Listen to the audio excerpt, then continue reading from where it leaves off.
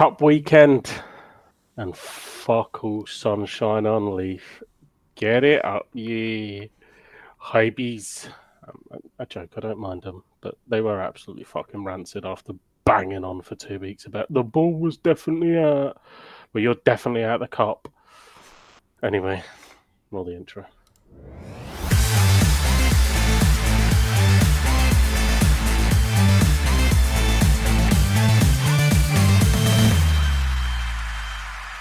Hello ladies and gents and welcome back to episode 23, season 4 of the Football Booth podcast. My name is Fennan and joined alongside me, a man full of beans indeed. Mayhem, how are you doing, mate?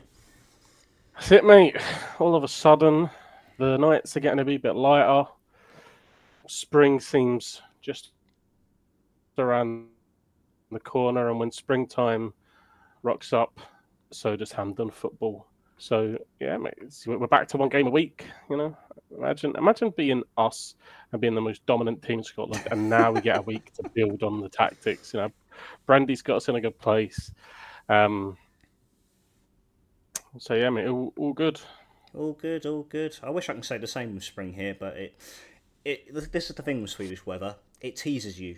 And so over the weekend, very nice. It was like 12 degrees on Saturday.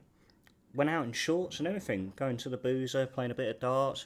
It was very nice. Today, -2. And so, yeah, back down to Swedish winter as it likes to prolong itself every year. In the immortal world of Eminem, snap back to reality. Yeah, 100%. And so that's life in Sweden right now. But of course, we're here for the football side of things. Celtic in cup action this past weekend, quarter-final action at Celtic Park. Celtic 2, David Gray's Hibs 0. A man who said he was there go to Celtic Park to cause an upset. Probably a team, arguably, bar Celtic, have been the most informed side in the Cinch Premier League, but ultimately it was the reigning champions that came out on top.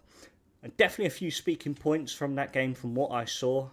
A few individuals come to my mind, but look, Mayhem, take it away. Share your thoughts on what took place. Yeah. No, like touched on there, you know, Hibs were coming here. 15 games unbeaten. 15 games. 15 games. 8,000 Hibs fans made the trip down from Leith to the east end of Glasgow. Imagine that. Big away attendances. Some clubs just get it, you know what I mean? So it was, you know, big atmosphere, big away crowd. Felt like a proper cup tie, which was nice. I thought we started the game really well. It was the tempo was high. We were popping it about. Started, I think, probably the strongest front three that we can now. I think most people would agree with that. With Jota, Maeda and Kuhn.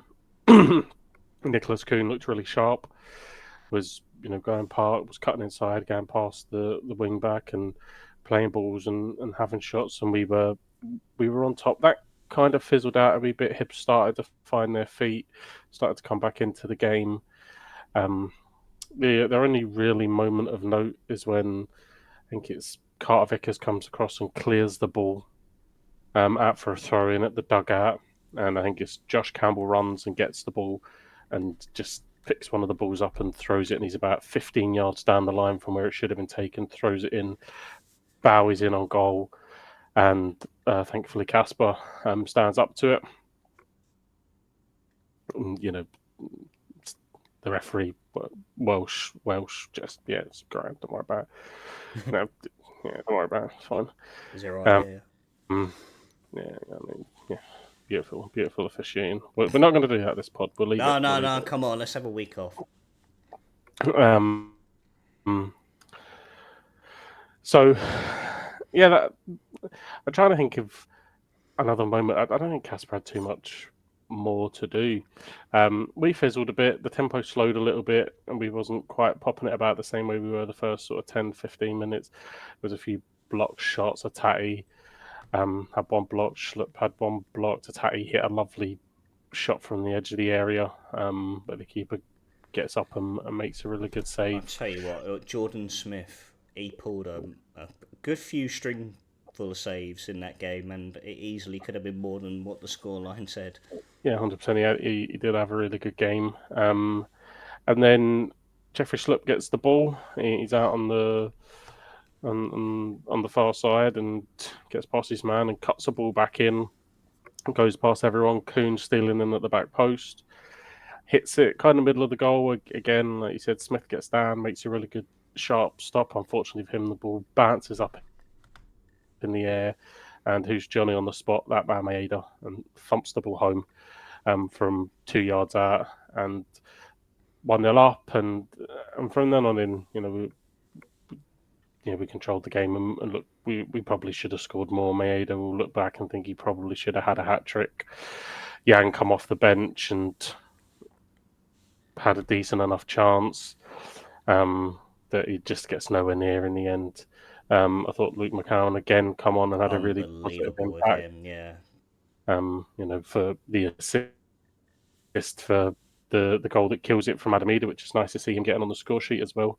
And the other run where he drops the shoulder and he could have cut it back again, but goes for goal. So I think overall, it was a decent performance. I think you've got to take into account the team that you're playing, the form that they're in, the results that they've got, the fact they beat us at Easter Road, a couple of weeks ago.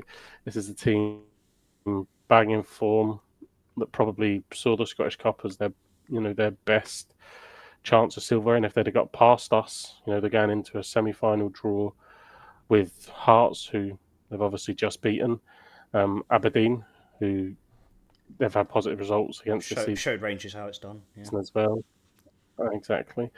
And, the winners of St Johnstone or Livingston tonight. So I think, they would have seen it if they could have got past us, then, they were right in the mix. And I think it was probably the hardest draw we could have got as well. And we've come over that test, I think, fairly well. Callum McGregor's managed to come off and rest for some minutes. Obviously, the derby is now in sight, and we can really pile on the agony, which is 100% the plan. I'm sure we'll get some nice testament from Barry Ferguson, where he's headbutting tiles and offering doors square goes and all this just to give himself an edge or whatever that fucking bumbling buffoon speaks about next. I mean, just staunchness and grit. Fucking dickhead. So yeah, I was happy with the way we controlled the game. I thought Jeffrey Schlupp played really well. I thought the front three were good. Jota had some moments of magic. Wasn't in the game as much as he normally is. I think again McCowan was the pick of the substitutes. Yang wasn't really in the game. He had that chance, but didn't really. There wasn't too much else to it. And obviously, Ida comes off the bench and scores. But yeah, I think that again, Luke McCowan, it's got to be getting close to where we have a discussion. What's he got to do to start? And I know he has started a few. It was the question on my mind, to be honest, because he has started a few games and hasn't performed the same way. So that's probably in the back of the minds, and it's certainly not going to be. There's no chance that I think Brendan changes the team. Obviously, going into the derby, I think it'll be the same team that you put out to play Hibs will be the team that starts against Rangers. So, but I'm sure there'll be some opportunities for Luke to show his worth, and I think he's been. I put a tweet out yesterday saying I think we'll look back on this, and this will be one of the best bits of business that we've done. £1 million from Dundee. He's a Celtic fan. You can tell just his enthusiasm for the game, how much he loves getting on, how much he loves playing at Celtic Park and being a part of the team and having an impact and what it means to him. And you can't buy that. You can go out and spend all the money in the world, but you just can't buy that kind of enthusiasm for the club because he's supported it as a boy and loves the club. So, but more than that, he's a brilliant player and a vital part of the squad, and yeah, I think in a couple of years, another season under Brendan, I'd like to think Brendan would be here post 3 years, but I don't know. But if we get another season and he has another season under Brendan, I think he'll take him on leaps and bounds. And at that point, we've seen players that are then ready to kind of make that step themselves. You see, like Callum McGregor's progression, under Brendan, and then Ange comes in, and he's sorry, obviously then Neil Lennon, and then obviously Ange comes in and he's ready to take that step, obviously up to being captain. I'm not saying that Callum will become captain, but I think he's got that kind of mentality. He's got that kind of passion. I think he'll probably be one of these unsung heroes, the same way that Greg Taylor has for years. Greg Taylor, obviously Schlupp's come in and we kind of go, oh, okay, that's what a modern day left back looks like. But I think Greg Taylor in the dressing room and keeping the standards up and driving the team, I think he's been fantastic. And it's a wee bit of a shame he's going to probably leave on a free and go to pastures new. But I think he goes with a lot of fans blessing, and a lot of fans are offering to drive him wherever the fuck he wants to go because they think we can do so much better. We can do with a left back. Well, get in contact with him. David Turnbull, secret agent. He could just come down the road. But yeah, overall, really can't complain. We're in the hat. Obviously, the draw will be done after the conclusion of the quarterfinals, and that happens tonight. And yeah, fingers crossed, we just get the winners of St Johnstone Levy, and let the other two kick lumps out. Yeah. That's what we want. But we know the crack. Like, we're probably getting fucking Hearts as well, so we can listen to one more rendition of the fucking Billy Boys. Are the semis at Hampden as well? Oh, okay. Yeah. Where if they get to the final, they complain about tickets, but they'll bring about 5 fucking fans. It's Neil Critchley's wife and his 2 sons make up 3 of them, for fuck's sake. So, it says it's it's a neutral venue, but the crack, unless it's a final, it'll be 40 odd thousand Celtic fans and 10,000 to the poor bastards that have made the trip from Edinburgh. Fun day out, at least, I guess. For them, yeah, get a tour. Well, not quite a tour, but like just to see their football team play at Hampden. No, I think best scenario is we get the winners of St Johnstone Livingston. We don't have to listen to Aberdeen and Hearts fucking complain about the time of the kickoff because we come from Edinburgh and we come from Aberdeen. We know where you come from. You moan about it every fucking year. And obviously, St Johnstone struggling, Livingston in the Championship, so that'll be refreshing to play Livingston away from Celtic Park, not on a plastic pitch. That'd be great, wouldn't it? They'd shit the bed fucking playing on a real pitch, though. But yeah, we'll see what comes of that draw, and obviously now it's it's full tilt into the derby, and they're just piling on the agony, and obviously objectives go 19 points clear. Yeah, and you stated there as well, like with the likes of Greg Taylor and Luke McCowan, those that are on the bench still play a big part in the dressing room as well, and collectively that's going to provide a huge bit of importance going into that derby next Sunday.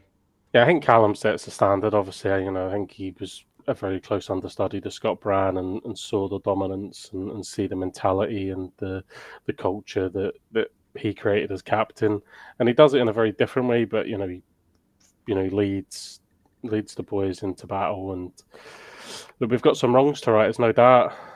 We didn't lay a glove on them last time we played them. Yeah. We absolutely stunk the place out. So we've got some things to put straight, and it'd be absolutely glorious to do it in front of Barry Ferguson's greeting face and all. Like it's like the prime collection of people you'd absolutely want to thump them in front of. I mean, you've got me fucking McGregor that will have his screwed up face on, Neil McCann, who won't be able to throw any jabs on fucking sports scene. I just have to take the punches. Billy Dodds, I thought he was dead, to be fair, so fair play to him. We'll let him off. He's back. And then, Barry Ferguson won't be able to try and put the foot in on the podcast because he'll be dealing with all the questions that Philip Clermont was getting. So, yeah, just full tilt, battle fever, let's go. The build-up's coming, and let's absolutely thump them in front of that gallery of ball bags and 100%. dance off 19 points clear. And then let's just see how fucking many points we can win this league by. No let up, no drop off. Let's aim for 30, and if we get 25, it's been a decent season anyway.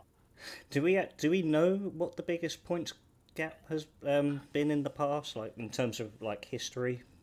Not off the top of my head, but I would imagine when we get to this, probably when they first come up and they were finishing third. I imagine there were big gaps there when they were under Aberdeen.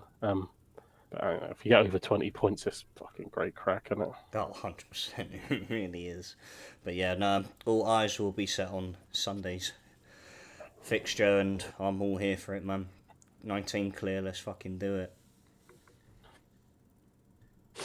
Indeed. But I'm going to strap in and turn our attentions to South Wales. Yeah. Now, obviously, we spoke about February. We spoke about the teams that were up and coming in the fixture list.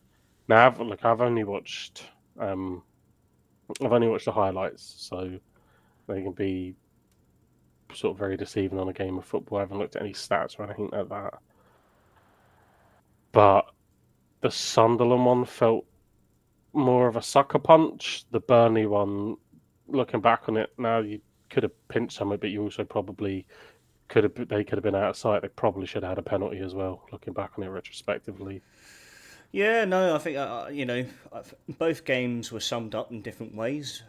Burnley, of course, they came, and again, Burnley are just, you've seen them this season. I think they went into that game with 11 clean sheets under their belt, like 1,000 minutes without conceding a goal. Thankfully, we broke it, but yeah, they came out flying in that first half. Took a 2-goal lead. Celtic then brings one back and breaks that record, so it feels nice to say that. And then the second half, I felt we still pressed them, hit the bar again from Celtic. Honestly, over these 2 games like that, that boy has been so unfortunate with his opportunities. Hit the post as well, didn't he? Hit the post against Sunderland, and I'll get onto Hit the that very post against shortly. Burnley as well. But it's he hit the post before he got his goal, but it's that chance from Will Fish at the death where it's just like, oh, you just got it too far across goal, and you just think on another day, the outcome's 2-2 and we take a point, and there's a point we would have taken. But like I said, Burnley are in that 4 bracket who have just completely run away from the rest of the championship, and so they've got that. Is that Edwards from Sporting? Marcus Edwards, yeah, they brought him in January, yeah. Jesus. You know what How I mean? much does he cost?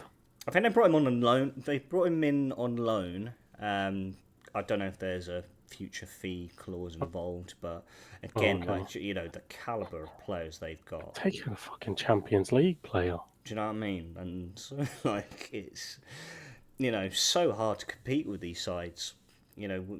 Attracting those sorts of players who, like you said, Marcus Edwards being a prime example, who's been playing Champions League football with Sporting Lisbon, and then all of a sudden can't get quite in the side. Burnley were like, yeah, we'll take you on loan for 6 months.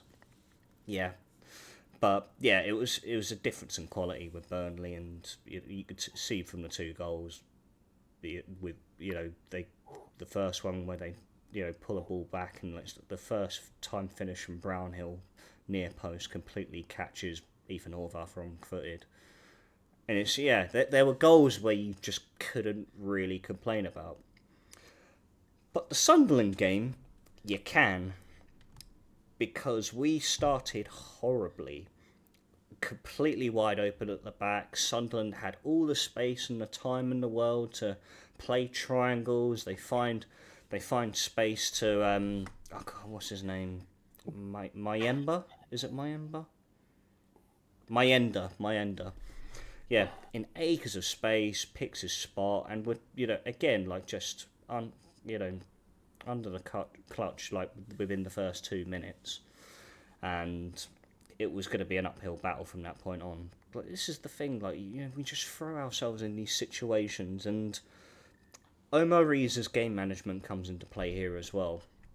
We get an equaliser right before half time. Isaac Davis, first goal since April of 2023, over the moon for him, and think, right, we've got an equaliser on terms. Let's go out and see what we do in the second half. Again, ball received by Colwell over the top, flicks it over his man, finds Salek, hits the post, and you're thinking, all right, okay, we're tickling their goal now. Let's keep pushing. And then we get to the 70th minute and Riza goes with 5 at the back. And that's where the sucker punch comes. We just invite that pressure. They get a free kick on the edge of the box, which they smartly work. Short ball across. Such a shit goal. And it's just again, so lacklustre man marking. Just not being switched on in these situations. You're in a dogfight, surely. Like it's schoolboy stuff. Like, I remember being 14 and being told defend set pieces properly, follow your man, don't switch off, and to switch off in that scenario. And it's not like it's a great thing. Fucking Chris Mepham's popped up. Chris Mepham across goal, and it's you can't do that for fucking Wales, can you?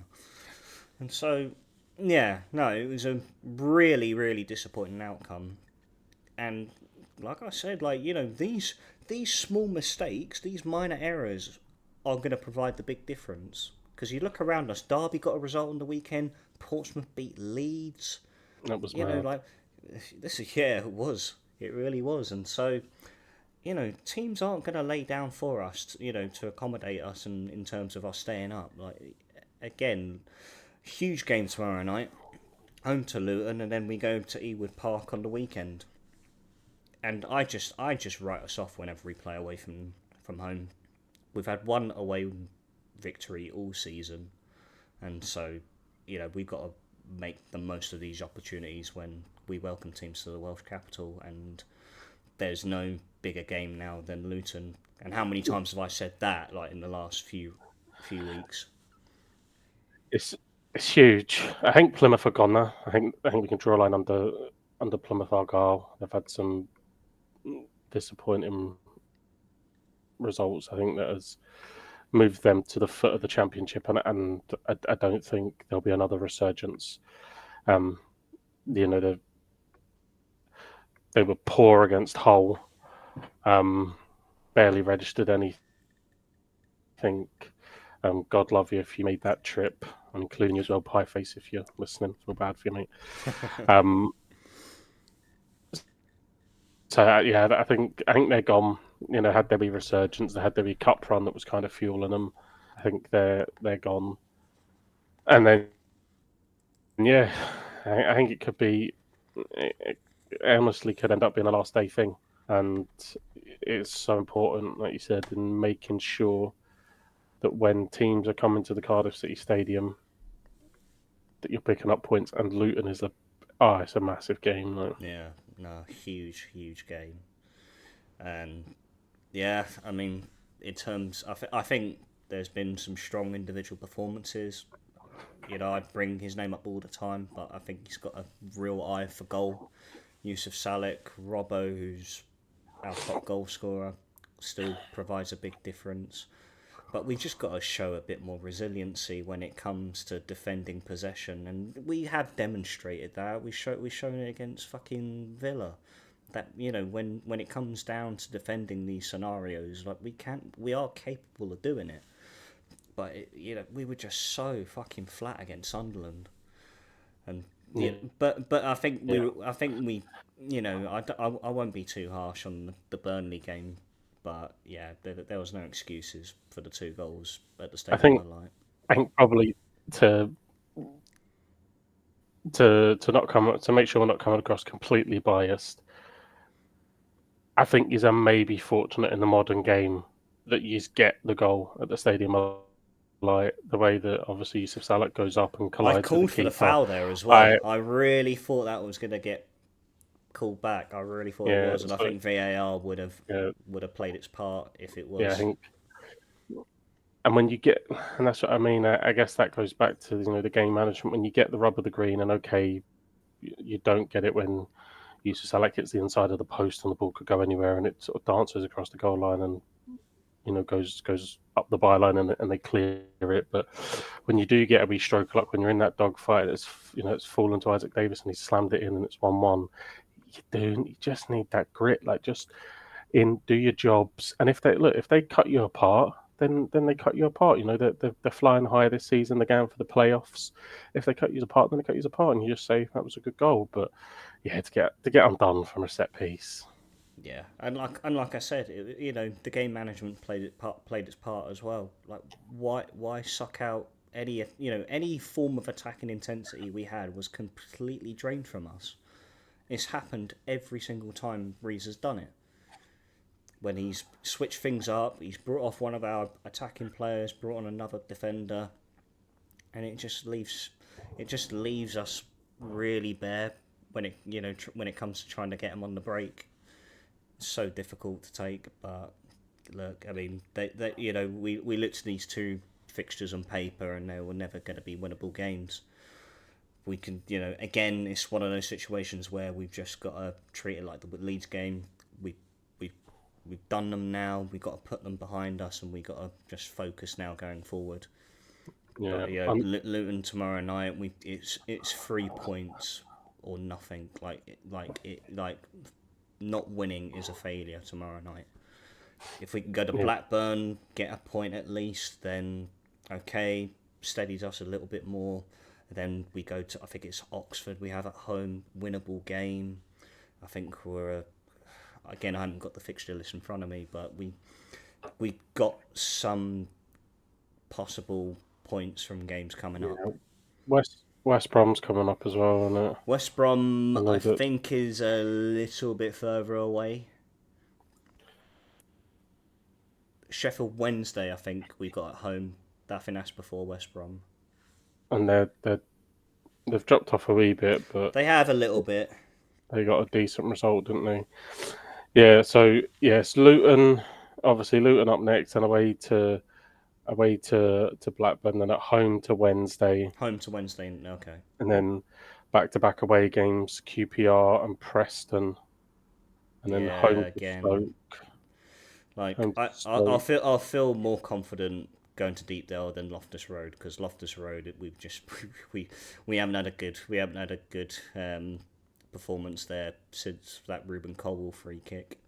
And then you away to Sheffield, and then last 3 years at home to Oxford, which could be a massive game, and then you finish quite hard at home to West Brom, away to Norwich, and away to Norwich, which they're not the all-conquering Norwich of old, but they're still 10th in the league. I mean, West Brom are fighting for playoffs. Blackburn are in 8th. Sheffield United obviously in 2nd. So when you're looking down those run of games, it's going to be tough. But yeah, none more important than Luton, and then obviously Stoke are just above you, so that one can take on some pretty big meaning. But it's still 4 points. There's a bit of a buffer, but we've seen how quickly. I mean, if obviously Luton were to win tomorrow, then that throws them up to 34 and they're 2 points behind. So yeah, really important that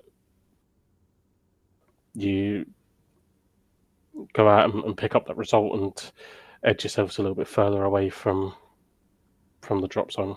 Yeah, no, so we've got to take it a game at a time, not focus on the teams around us. We've just got to focus on picking up points, and as many as possible. What also, really struck a chord with me is, and again, like I commend him for it, because the turnaround has been absolutely fantastic. But look at where Coventry are right now. Yeah. Where it 17th, 18th in the table when Mark Robins got sacked. Lampard comes in, and now they're up in the playoffs. I mean, unbelievable turnaround, and hats off to him.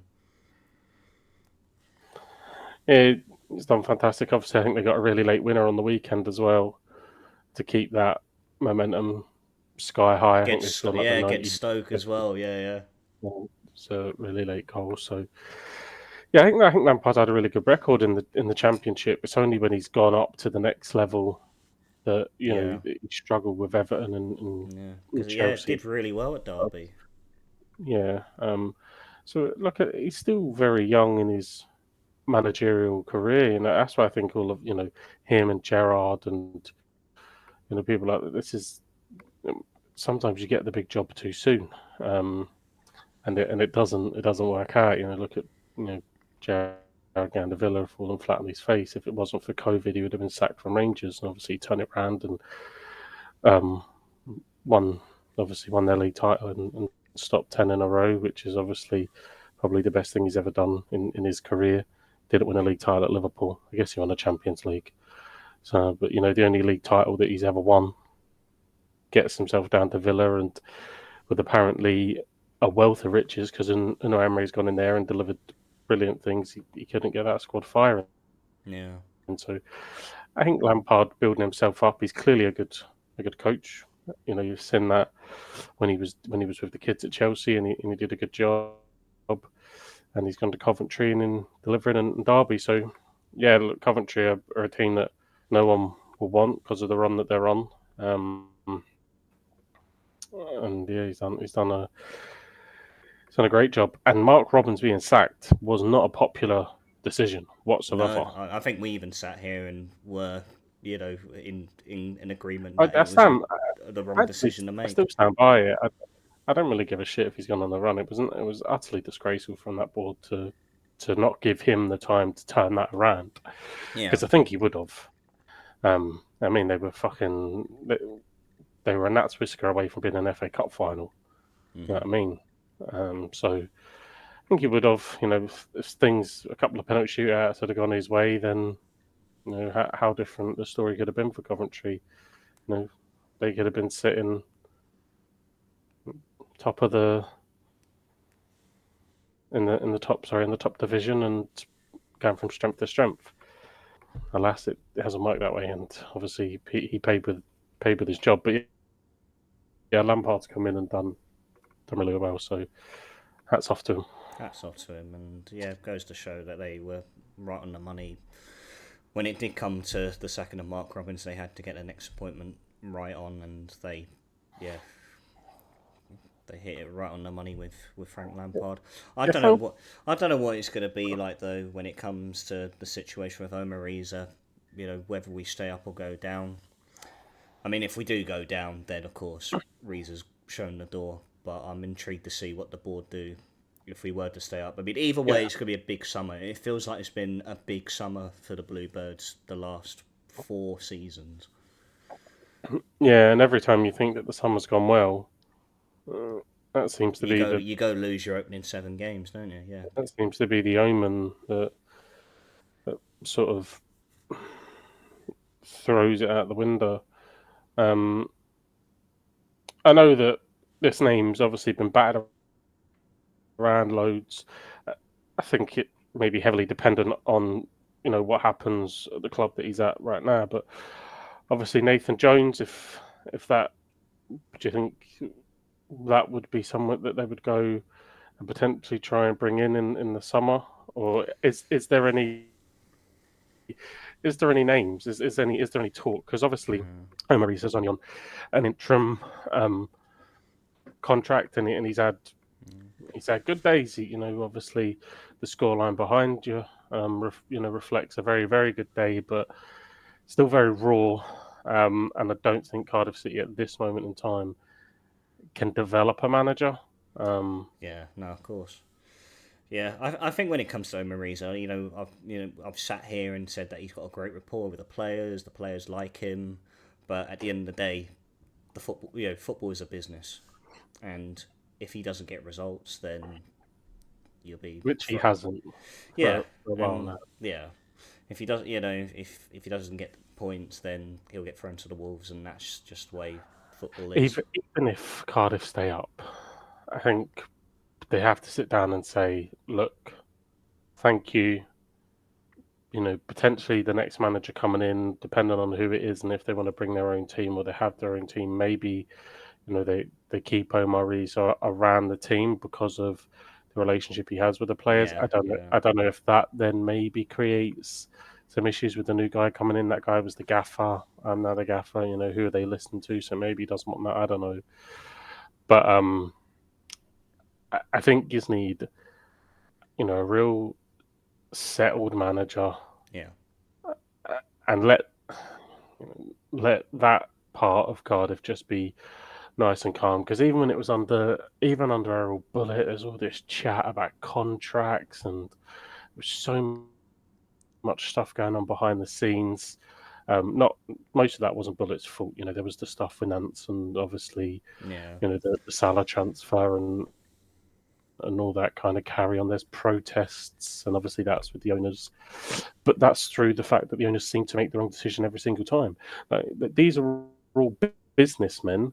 Surely they understand in business, right? If you continuously make the wrong decision, you get sacked or you get relieved from your role. And time after time, no matter how they dress it up or they don't really spend a lot of money, and when they do, is shit.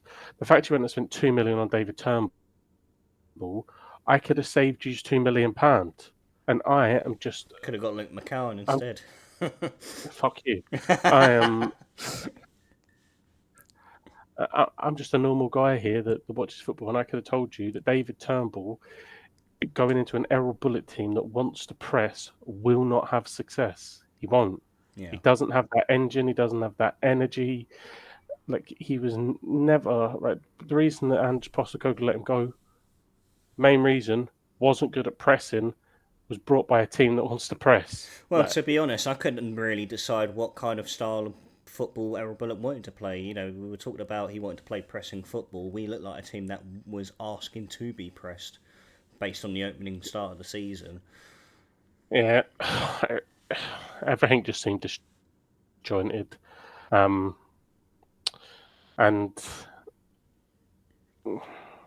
yeah, I just think you you need a strong figure. I mean, look at when you've had success. There's been a real strong figure that's led that club. Whether it be Malky Mackay, whether it be Neil Warnock, whether it be Dave Jones. These guys are real strong Yeah. figures that that took on the club or embodied what it was and delivered. I think Nathan Jones is He screams out to me all the yeah, time. but obviously Charlton are in the playoffs and they're going well. Is it a job that interests him? Because come the summer they could be in the same league, but I don't know. I don't know. That I think I think that will obviously be that'll be based on Charlton's progress. If they are to be in the playoffs and if they manage to come up through the playoffs, I think that will play a big part as to whether or not they do go up. If they don't, hypothetically, I feel it will definitely give Nathan Jones something to think about because when it comes to managing the club that you support, it's easy to have that leeway and think like, well, now's the time. Now's the time for me to step Well, in. you've just seen it at Swansea, haven't you? Just across the city, they've obviously let their manager go. Who is very much connected with the football club, and things soured, and they've parted company. So it doesn't always work, No, of but course. I think you see it with Neil Lennon up at Celtic. You know what I mean? His first stint great, second one, he was being chased out at the door because he didn't because he had that emotional connection. He couldn't let go of what was clearly a club that was failing, and ultimately failed pretty fucking amazingly in the end. Yeah, we don't talk about it. So there's a lot of risk there because there'll be a lot of passion and a lot of emotion going into your boyhood club, but I just think you just need something so different. You don't, and we've spoken about it so much, but just don't need to be chopping and changing. The under 18s manager doesn't need to be going into the start of the season thinking there's every chance Honestly, come December. honestly, Darren. That's why Darren Purse is on the touchline all the time. To be honest, he's fucking waiting like he's sitting there thinking like, when's it going to be my turn? But it's a mixture of the cheap option and having a yes man, because that's what Vincent Han is. It doesn't help that he's such a distant owner, that he's got two individuals there who are just nothing but businessmen with zero football knowledge. Remember when Mehmet Darman came out when he announced Errol Bullitt being manager, and he was like, "Yeah, Errol Bullitt was the man I always wanted to take, take the helm," and obviously didn't end well whatsoever. And so I don't know. Nathan Jones is always a name that's going to come up in the rumour mill when it comes to, taking charge. And there's not really any other names that come to mind right now. I know in the past we've had Bilic, we even had Steve Cooper, but it's too hard to tell. And I think the right thing would be for Omer Riza to. I still like to keep him at the club personally, like you said, like to take a step back, be amongst the coaching staff, because that's what he's more familiar with anyway. And it just goes to show, obviously it's great experience for him, and if he was to explore other pastures, then he's got that experience under his belt, and he can, go elsewhere and see if he can achieve something. But I don't know, I think he's a little bit out of his depth at the moment. And so, look, like I said, Crack lad up in Edinburgh. David Gray. I probably would take David Gray, if I'm honest. I don't think he would leave at the moment. He's I think things are going too well. Malky Mackay probably put in a bad word if he said he was getting down now. Well, I'd even say to David Gray, the grass isn't always greener on the other side. So, but, huge week ahead, as it always is. But no, attention's turned to tomorrow night, and 3 points is a must. 100%. It's a must. But let's swivel on over. Let's get off of the real world of football, and let's go into the virtual world of football. Football Manager. Now, you may have noticed already, those listening or watching, Gondor could not join us tonight. He failed a late fitness test, and he is under the weather. And so I only have 2 screenshots of his results. I can't remember his other 3, and I can't remember where he is in the table at the moment. And so, keep it short and sweet. He managed to beat Lyon at home and drew 0-0 with PSG as well, which was probably more impressive than beating Lyon, if I'm completely honest. And so, yeah, that's where Gondor is right now. But he'll obviously, hopefully, he'll be back next week to give us the full briefing of how his progress is going with his save.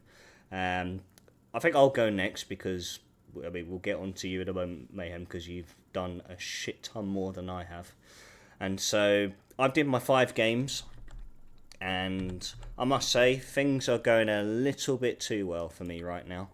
I'm waiting for the drop off. That was not meant to open on that side. So I started off away to Le Havre, your team, Joel. Came away with a 4-1 victory. So it was a really, really good start to the 5 games. And then PSG happened. Thankfully, it was a loss, but it was only 1-0.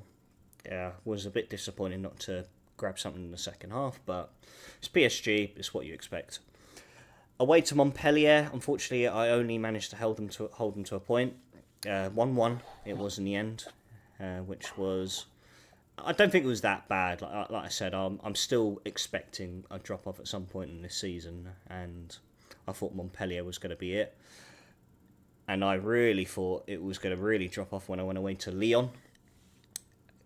1-2-1, which was quite surprising. So I was, quite chuffed with that. And then to wrap things up, I went 3-0 up at home to Nice, and they gave me a very big scare late on in the second half where they managed to pull 2 goals back, but thankfully we managed to see the game out. Take notes, Omer Riza, and win the game. However, a little bit of a twist with one of my players. Now, I thought I got a little bit too brave with this, and so if you recall last week, we announced like our signings from the opening summer, and I had made one loan signing and one permanent signing. And so the loan signing, it turns out in the contract agreement, it was in the promises that I had to play him in a particular position, and that was as an advanced forward, as a striker. But I've been deputising him as a left winger. Now this boy's on loan from Marseille. Who was the Marseille's manager at the time? Mr. Gennaro Gattuso. So he got on the bell. He got on the bell to me, and was saying, "Look, we agreed you're going to play him as a striker. Why are you not playing him as a striker?" Now, knowing Gattuso, and I know him pretty well, what I should have said, I did not say. I should have said, "Sorry about that, Gennaro. I'll fix it." And there was me being brave. He's playing anyway. What does it matter? And so Enzo Sternal has been recalled to Marseille. What a waste of a fucking signing. So I've made 2 signings and only have one of them on my books right now. And so I've had to dive into the free transfer market. Unfortunately, due to obviously the transfer window rules, the signing does not come in until January. So I have offered a contract to a left winger, purely there for depth, to fill Enzo Sternal's shoes. And that's where I'm at. And we're sitting at the moment 3rd in Ligue 1, with PSG occupying 1st place. They've casually won 10 of their opening 11 games. And then Monaco above me by 3 points. And then Lyon, who are chasing me with a point behind, with Lyon and Nice occupying 5th and 6th. And that's how my save's going. Now, Mayhem, you've been a little bit naughty. Well, And when I mean a little bit naughty... I'm not going to say anything about. I'm just going to say about the 5 games.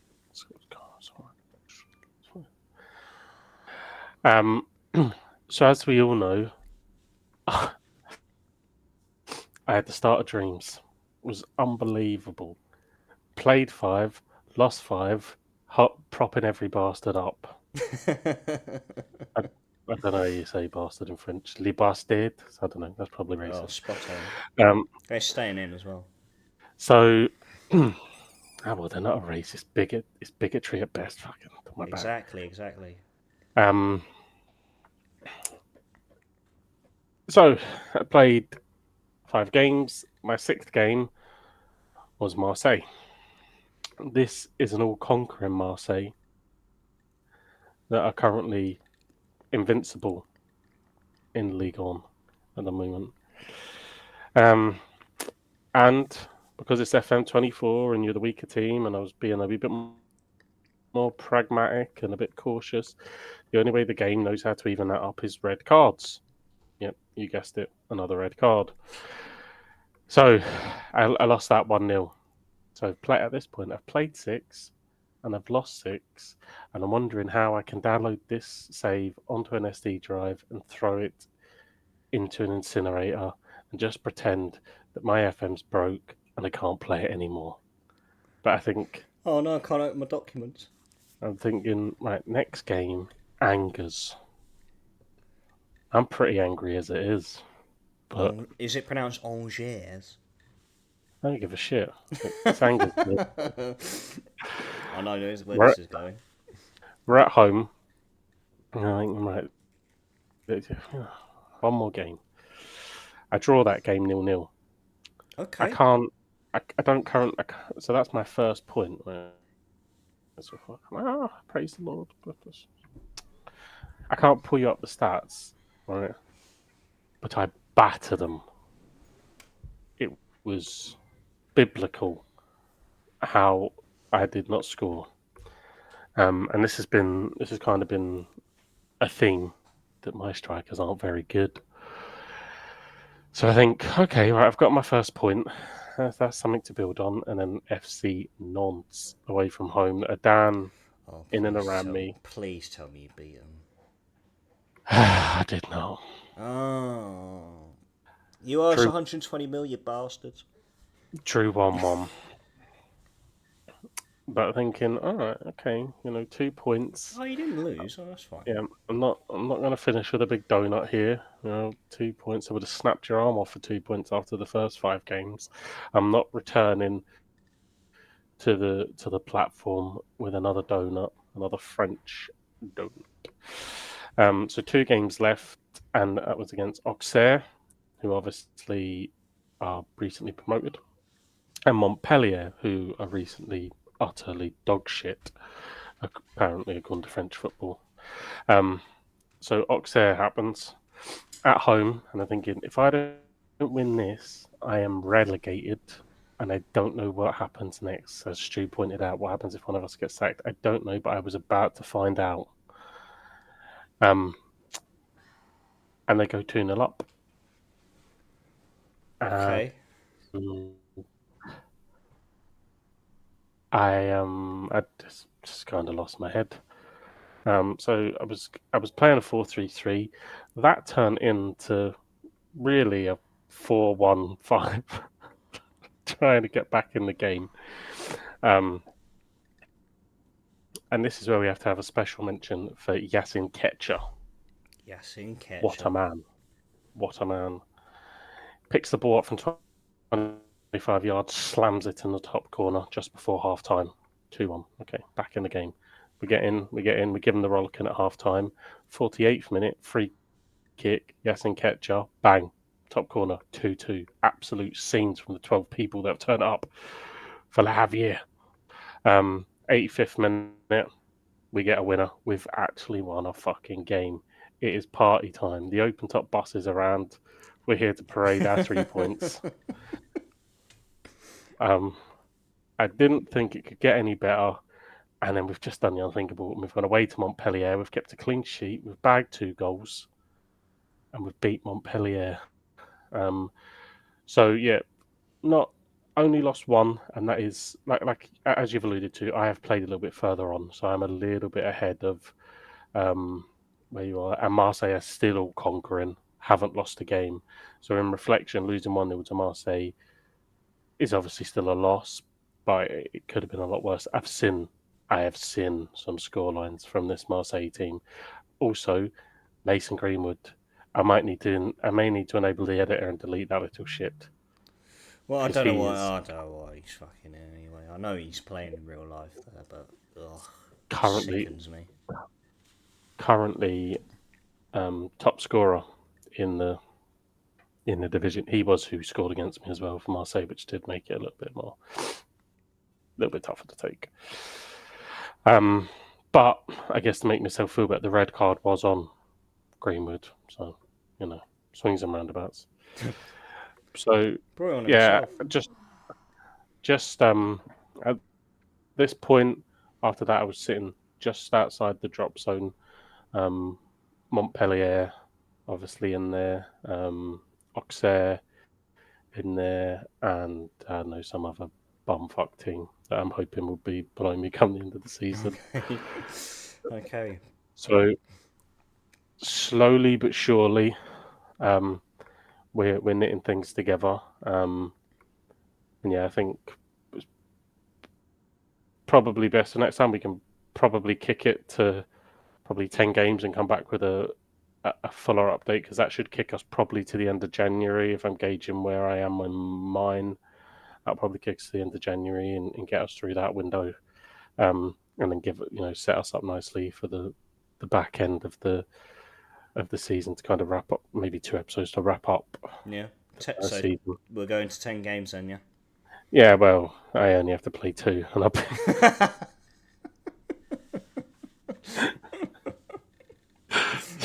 think I can manage that. We'll let you listeners work out what's going on. Um, so, yeah, look, as FM does, it hurts you and then it draws you back in, and it hurts you, and you'll Well, I see tell you that. what, a night and day difference in comparison to the opening first 5 games. Yeah, I did hover over the resign button a few times in the opening 5 games.